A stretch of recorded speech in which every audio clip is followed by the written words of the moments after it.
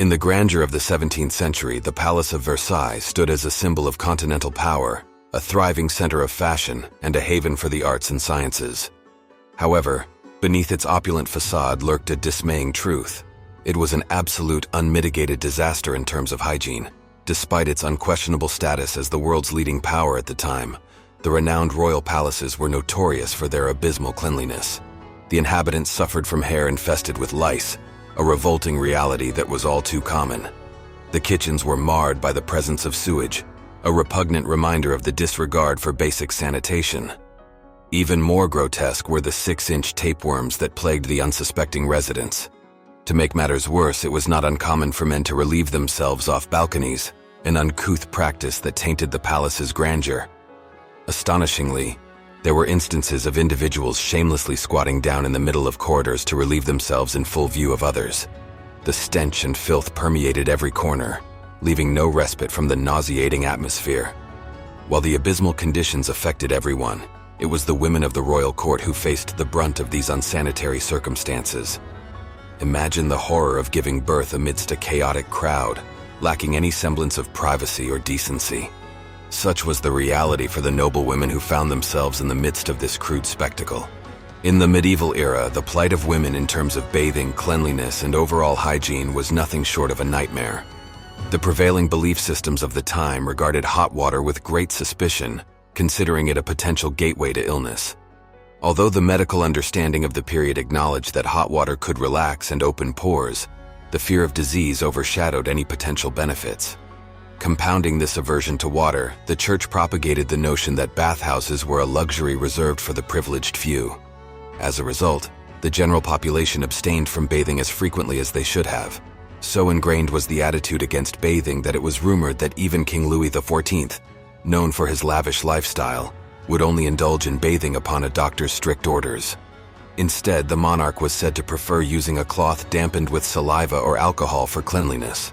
For the common people, full-body baths were a rarity. They settled for washing their hands and face, neglecting the rest of their bodies. However, one particularly troubling practice for women was the communal bathing experience within families. Yes, entire families would take turns using the same water for their baths. The protocol dictated that males bathed first, leaving women to immerse themselves in a likely tepid pool of water that their male relatives had already used. The implications of this arrangement were far from ideal and hardly conducive to personal hygiene. As one can imagine, the smell permeating the vicinity of the royal palace was not for the faint of heart. The pervasive stench resulted from a collective neglect of washing. Although some individuals made efforts to combat the rising tide of odor, many resorted to masking it with perfumed clothing. This practice, according to some accounts, led to a lingering aroma throughout the royal palace, a peculiar blend of sweetness and sickliness. One of the contributing factors to the abysmal hygiene and the prevailing stench within the Palace of Versailles was the dire lack of toilets, or rather, their complete absence. In the 17th century, bathing was already a rarity, but the absence of proper sanitation facilities added another layer of discomfort to daily life. It was not until the 19th century that drainage systems, cesspools, and toilets became commonplace in everyday living.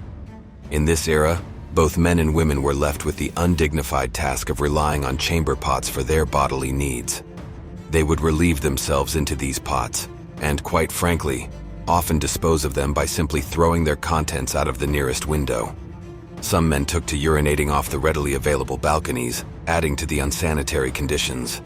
The royal palace at Versailles, in particular, was notorious for being one of the most repugnant sights in terms of hygiene.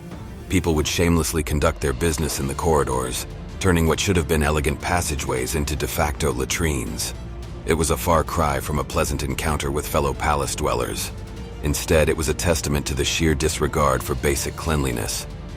Unsurprisingly, numerous complaints from visitors were lodged about the unsanitary conditions, prompting action. In 1715, a decree was finally issued, mandating the cleaning of the palace corridors once a week. While this measure brought some relief, it could hardly rectify the overall hygiene crisis that plagued the palace. As for how people managed to clean themselves during this primitive era of sanitation, it was a rather unrefined affair. Corncob leaves and, quite disgustingly, even their own hands were utilized for wiping purposes. Dwelling on the specifics of hygiene practices during such a low-tech toilet era is enough to churn one's stomach. The lack of toilets and proper waste disposal systems in 17th century France, especially within the esteemed Palace of Versailles, was undeniably a contributing factor to the pervasive stench and the overall squalid conditions. It serves as a stark reminder of the vast disparities between the sanitary standards of the past and the present, leaving us grateful for the advancements in hygiene and sanitation that we often take for granted today. Within the court of Versailles, fashion reigned supreme, but practicality and hygiene were often sacrificed in the pursuit of style. As the epicenter of fashion trends in 17th century Paris, the royal court indulged in ever-escalating sartorial extravagance, with one notable example being the ginormous wigs that became wildly popular. These wigs, crafted from human hair, goat's hair, or even horsehair, adorned the heads of nobles at Versailles. However, it was the women of the court who truly took the lead when it came to fashion. For them, hair was not merely an accessory, but a chance to construct a towering masterpiece atop their heads. Using wireframes or cushions made of horsehair, noble women would wrap and pile their hair until it reached towering heights, often exceeding the height of their own heads.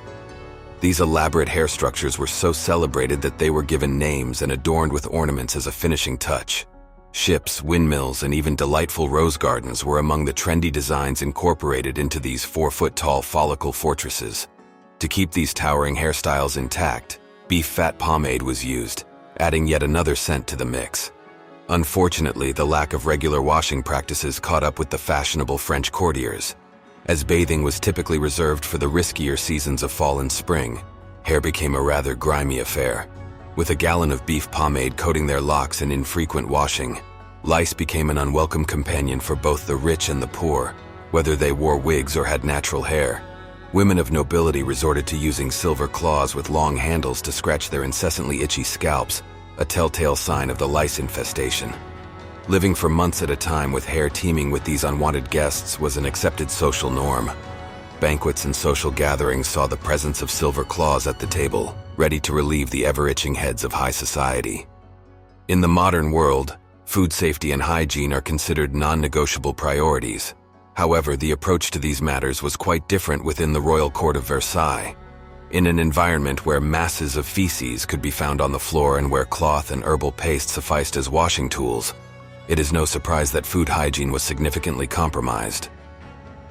The plumbing system in the royal palace was lacking, exacerbating the overall unpleasant stench that permeated the premises. Beyond the humorous anecdotes, these plumbing issues also posed a serious threat to food preparation. In one unfortunate instance, sewage managed to infiltrate the private kitchens of Marie Antoinette, resulting in a presumably skipped lunch for the last Queen of France. The consequences of this hygiene deficit were far-reaching, particularly in terms of intestinal health. The lack of proper food handling and sanitation practices left many courtiers at Versailles plagued with intestinal parasites, most notably worms. Even the nobility was not immune to the repercussions of their own negligence when it came to cleanliness. Among the ongoing health problems experienced by the courtiers, Louis XIV himself fell victim to numerous instances of tapeworm infestations, with one particularly memorable occasion where he passed a 6-inch tapeworm. A fitting anecdote for the Sun King, whose reign boasted the biggest palace, the most formidable army, the grandest art collection, and, ironically, the biggest tapeworm. In the illustrious halls of the Palace of Versailles, where power and luxury converged, an unfortunate truth emerges. The greatest hygiene indignity inflicted upon anyone during this era was endured by royal women. However, let us be clear, they were not to blame for this indignity. Far from it, they were victims of a custom deeply ingrained in the fabric of the time. According to prevailing norms, a royal birth was meant to be witnessed by as many people as possible. Legend has it that when Queen Therese went into labor, she was subjected to what can only be described as a live studio audience. Yes, dear audience, for the entire duration of her agonizing and frightful 12-hour labor, the Queen, like any other royal woman of that era, was encircled by a watchful assembly of courtiers. Now one might ponder the reason behind this intrusive lack of privacy and dignity. The answer lies in the profound importance placed on royal offspring. The birth had to be witnessed for two crucial reasons. Firstly, it was imperative to accurately report the declared sex of the newborn, ensuring the lineage of the monarchy remained unbroken. Secondly, and more intriguingly, The observers sought to ascertain that the baby was indeed alive, healthy, and not the subject of any deception or foul play. Yes, my dear friends, 17th century French nobility harbored a certain skepticism, akin to what we might call baby truthers today. The discomfort and trauma inflicted upon these royal women during childbirth are beyond comprehension. Historical accounts tell us that Marie Antoinette, for instance, endured an oppressively crowded room during her labor, which ultimately led to her fainting shortly after giving birth. Nevertheless, while we express gratitude for the progress we have made and the enlightened times we now inhabit, it is crucial to recognize the emotional urgency underlying such events. In the 17th century, childbirth was an inherently perilous undertaking, fraught with danger and limited medical knowledge. Death, be it of the mother or the infant, loomed ominously.